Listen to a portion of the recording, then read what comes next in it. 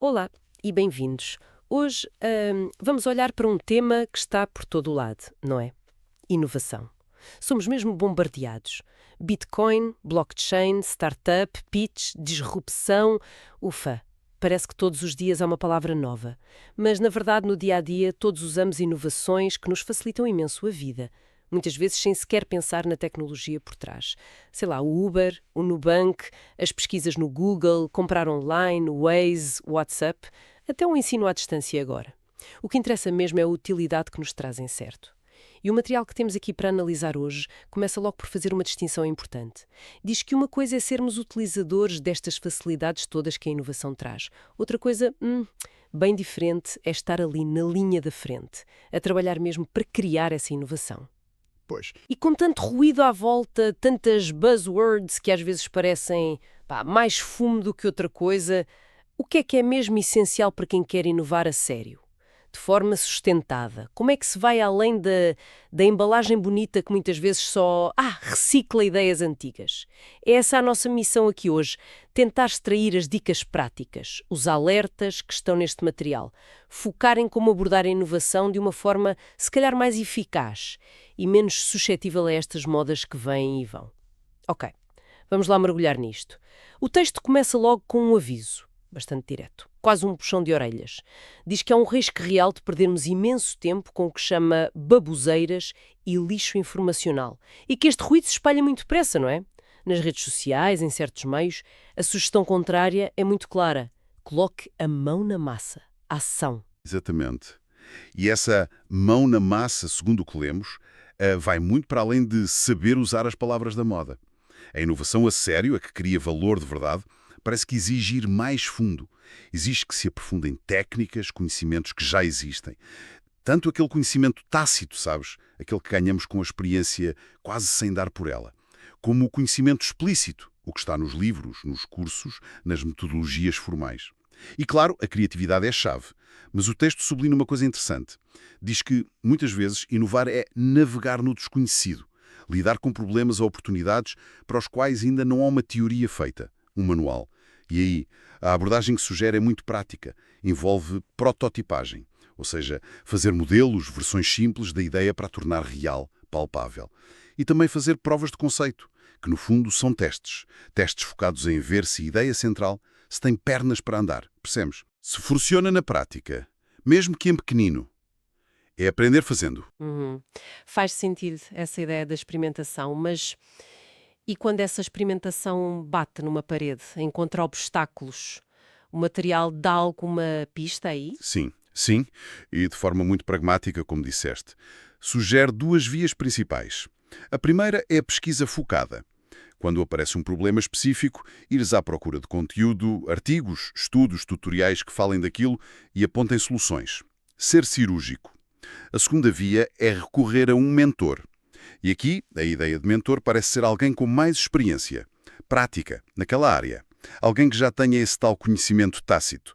E, muito importante, alguém em quem se confia para dar uma opinião honesta e útil. Entendo. Portanto, em vez de nos perdermos no barulho geral, procurar ajuda mesmo direcionada, seja informação específica, seja pessoas com experiência. E parece que o texto contrapõe isto, esta abordagem focada, ao que chama de discurso exponencial e verborragia. Se calhar aquela conversa que impressiona muito, mas ensina pouco. É isso mesmo.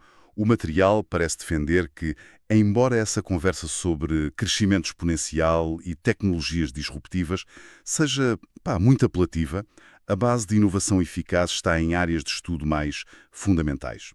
E até lista algumas que considera cruciais, talvez menos glamourosas, mas essenciais. A primeira área que destaca é a gestão de projetos. E o interessante aqui é que o texto não diz usem isto. Aponta é para a necessidade de ter alguma metodologia estruturada. Fala, por exemplo, do PMBOK, Uhum, o clássico. sim, que descreve como mais complexo, talvez para projetos maiores, mais definidos. Mas depois contrapõe com o Scrum. Apresenta-o como mais simples, ágil, dinâmico, focado em ciclos curtos, em adaptar, muito usado em software, mas não só. E ainda refere o Design Thinking, que põe o foco em perceber mesmo as necessidades do utilizador logo no início, descreve como mais básico ou didático nesse sentido. A escolha da ferramenta depende do problema, claro. Mas a mensagem é: ter um método é chave para não andar à deriva. E só essas três já mostram que há abordagens diferentes, não é? Não há uma solução única. É preciso escolher bem. E qual é a segunda área? A segunda é a própria gestão da inovação. E aqui o texto faz uma distinção que acha importante. Diz que inovação e criatividade não são a mesma coisa. Ah, isso é interessante. Usamos muitas vezes como sinónimos. Pois, a criatividade é a capacidade de ter ideias novas, originais, a faísca. A inovação é o processo de pegar nessas ideias e implementá-las, transformá-las em valor, seja económico, social, o que for. É o motor. São coisas diferentes, mas que precisam uma da outra, claro. É uma distinção útil, sem dúvida. E a terceira área recomendada? A terceira é o estudo da complexidade e do trabalho em rede. Este ponto é particularmente giro.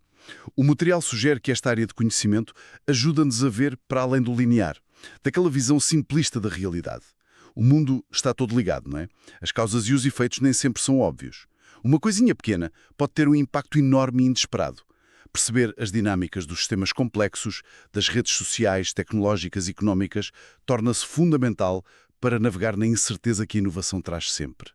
Ajuda a pensar em ecossistemas, em feedback, em pontos de alavancagem, em vez de pensar só que A causa B. Isso parece mesmo essencial hoje em dia. É quase como tentar jogar xadrez a pensar que são damas, se não se percebe a complexidade. Qual é a quarta recomendação? A quarta é o acompanhamento de tendências globais.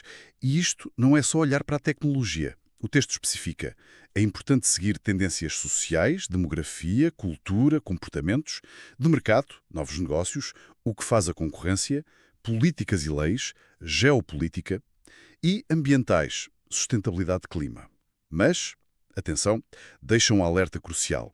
A qualidade das fontes é tudo. Ah, sim. Numa altura com tanta desinformação, é vital procurar fontes credíveis, com provas dadas de serem assertivas. Seguir o último hype sem pensar bem pode ser um desastre. Um ponto muito sóbrio e necessário. Filtrar o sinal do ruído é cada vez mais difícil, não é? Mas é mesmo preciso. E a última área sugerida? Essa, confesso, deixou-me curiosa. Sim, a quinta sugestão é talvez a menos óbvia. Artes de vanguarda e ficção científica. O texto descreve-as de uma forma até poética. Sementes para novas ideias. Sementes para novas ideias. Pois, a justificação parece ser que estas áreas exploram os limites da imaginação, questionam como as coisas são, visualizam futuros diferentes, brincam com conceitos de formas que as disciplinas mais práticas não costumam fazer. Podem não dar respostas diretas, mas se calhar inspiram perguntas novas, desafiadoras, e muitas vezes é daí que parte a inovação a sério. Funcionam como um estímulo para pensar fora da caixa. Uma perspectiva fascinante. Obriga-nos mesmo a olhar para além do que é costume. E por falar em coisas que geram muito falatório. E muitas vezes, expectativas um bocado desmedidas. Os unicórnios. Aquelas startups que chegam a valer mais de $1.000 milhões. Aqui a análise fica mesmo interessante. O texto não tem papas na língua. Usa uma analogia forte. Tentar criar um unicórnio de propósito é como jogar na lotaria. As hipóteses são mínimas. E lança uma crítica. Muitas iniciativas que sonham com isto falham não por azar, mas por erros básicos. Erros de conceito, de execução. Projetos que, citando o texto, não têm pé nem cabeça. Exato. E se ligarmos isto ao panorama geral? Quer dizer, o material não diz que o ecossistema de apoio não serve para nada. Pelo contrário, reconhece o papel positivo que as entidades públicas e privadas podem ter. Dar dinheiro, acesso a mentores experientes, ligando àquele ponto anterior, criar eventos para contactos, ajudar a avaliar riscos, tudo isso é visto como importante. Mas o ponto central, a mensagem forte que o texto parece querer passar, é outra. É que a responsabilidade principal é de quem quer inovar. E essa responsabilidade começa por investir no próprio conhecimento sobre o tema, sobre aquelas áreas fundamentais que falamos. E isto, idealmente, antes de ir bater à porta de anjos investidores, venture capital ou aceleradoras. Essa ideia de primeiro saber, depois o dinheiro, vai um bocado contracorrente, não é? Parece que há sempre uma corrida ao investimento. Qual é a lógica por trás dessa recomendação tão vincada? A lógica que apresentam é direta. Minimizar erros. Sobretudo aqueles erros que se podiam evitar. os que o texto chama de estúpidos. Estes erros básicos, um modelo de negócio que não funciona, ler mal o mercado, uma tecnologia que não escala, não prejudicam só o projeto. Prejudicam toda a gente que investiu ali tempo, dinheiro, reputação. Os tais stakeholders. A equipa, os investidores, os parceiros, até os primeiros clientes. Claro. E, claro, mancha a credibilidade de quem inova. O texto até parece aceitar que errar faz parte. A frase é um bocadinho confusa, mas a ideia é que errar faz parte do jogo da inovação. Mas a preparação, o estudo prévio, funciona como uma vacina contra os erros mais básicos, os desnecessários, aqueles que se podiam prevenir com mais trabalho de casa. Percebo a lógica. Então, investir primeiro em conhecimento é quase como um seguro contra esses erros básicos que podem minar logo a confiança toda. É como tentar ir para o mar alto sem saber navegar nem ler as cartas. E o texto continua esta ideia com outra metáfora muito visual, não é? A do surf. Exatamente. A metáfora do surf é usada para explicar como as mudanças tecnológicas funcionam. O material diz que os avanços tecnológicos constantes criam ondas de oportunidade no mercado. Porquê? Porque o capital, o dinheiro, que estava em negócios ou tecnologias antigas, tende a migrar, vai para as novas áreas que parecem ter mais retorno ou ser mais eficientes. E este movimento de dinheiro provoca a obsolescência do sistema todo, ou seja, torna velhos, ultrapassados, os modelos e as empresas que não se adaptam. Certo. Então, o que é que isto significa na prática? Para quem quer inovar, como é que se apanha essa onda? Olha, a mensagem que fica é que não basta estar na praia a ver as ondas passar.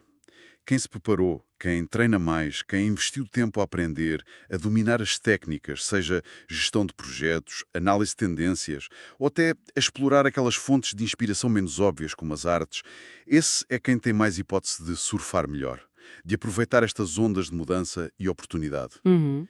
Os outros, se calhar aqueles que se focaram mais em parecer inovadores do que em ser, que deram mais valor ao discurso do que à substância, esses arriscam-se a ter mais dificuldades. O texto usa uma imagem forte. Vão tomar belos caldos e engolir muita água. Ui. No fundo, parece ser uma defesa da profundidade contra a superficialidade. A dedicação ao estudo e à prática como o verdadeiro motor da inovação que dura. Fica claro, sim. Vamos então só recapitular as ideias principais que tiramos desta análise. Parece que inovar a sério exige bem mais do que andar atrás das modas e usar as palavras do momento. Exige ação concreta, sim, mas com uma base sólida de conhecimento. Investir tempo em áreas como gestão de projetos, gestão da própria inovação e saber distingui-la da criatividade, perceber a complexidade das redes, acompanhar tendências globais, mas com fontes boas, e até, o que é surpreendente, explorar as artes de vanguarda e a ficção científica. Parece ser este o caminho recomendado. E juntar a isto uma dose de realismo sobre as hipóteses de virar unicórnio. E talvez o mais importante, ter a disciplina de investir em saber antes de procurar dinheiro fora, para evitar aqueles erros básicos que podem matar um projeto à nascença. Sim, acho que essa é uma excelente síntese dos pontos-chave. E essa última recomendação sobre as artes e a ficção científica como sementes para novas ideias, deixa-me a pensar. Isto levanta uma questão importante, não achas? Será que, nesta busca constante por inovação, estamos a subestimar o poder destas explorações mais criativas, mais laterais? Poderá a imersão deliberada em campos que parecem não ter nada a ver, sei lá, a filosofia, a história, a biologia ou as artes que o texto menciona, ser na verdade uma das vias mais férteis para desbloquear a inovação mesmo disruptiva, talvez até mais eficaz ao longo prazo do que estar sempre a otimizar o que já existe com base nas tendências óbvias que toda a gente já está a seguir? Fica a reflexão sobre onde podem estar escondidas as próximas grandes ideias. Uma provocação final excelente, sem dúvida. Convida-nos a olhar para além do habitual. Boa jornada a todos!